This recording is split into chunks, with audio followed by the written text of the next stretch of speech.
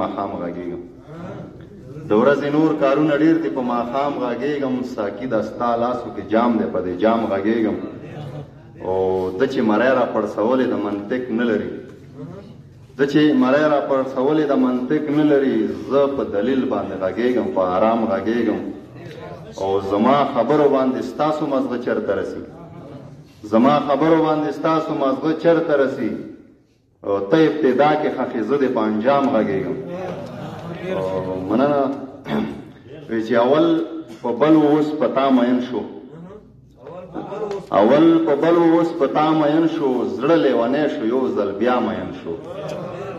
مننه اول په بل اوس په تا مین شو زړه لیونی شو یو ځل بیا مین شو پتنګه ستا افسانې خاورې شولې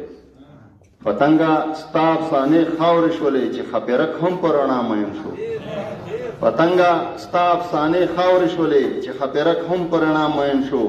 چا چې د دین په موضوع سر ورکوو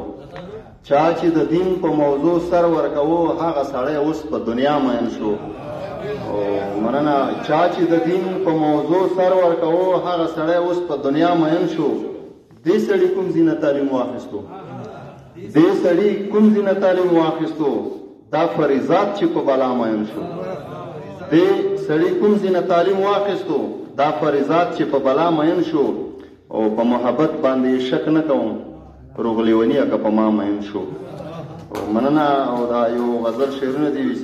ډېر ستړی شوی یم له ژونده بس دمې ته راغلم ډېر ستړی شوی یم له ژونده بس دمې ته راغلم بل ځای مې نه خوښېدو یاره ستا کوڅې ته راغلم او ډېر ستړی شوی یم له ژونده بس دمې ته راغلم بل ځای مې نه خوښېدو یاره ستا کوڅې ته راغلم تا ویل زه د مازدیګر په دیدن نه مړېږم تا ویل زه د مازدیګر په دیدن نه مړېږم جانانه ستا د زړه دپاره خو نن شپې ته راغلم او منم چې دلته کې ګناه کېږي خو زړونه پاک دي دا شعر د نشي صاحب ته ډالۍ وی چې منم چې دلته کې ګناه کېږي خو زړونه پاک دي په جوماتونو کې ټګي وه میخانې ته راغلم منم چې دلته کې ګناه کېږي خو زړونه پاک دي په جوماتونو کې ټګي وه میخانې ته راغلم او څوک مې د خپو خاوره ګڼي او چا په سر یې خیم څوک مې د خپو خاوره ګڼي او چا په سر یې خیم دې ته حیران یم چې زه کمې مرتبې ته راغلم او مننه او زما د تاو سره بلها بلها رشتې تېرې دي زما د تاو سره بلها بلها رشتې تېرې دي زه فطرتي پتنګ یم ځکه خو ډېوې ته راغلم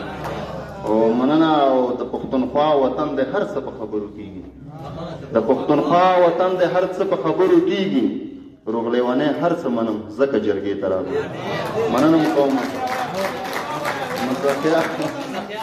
مزاحیه د شعر لطیفه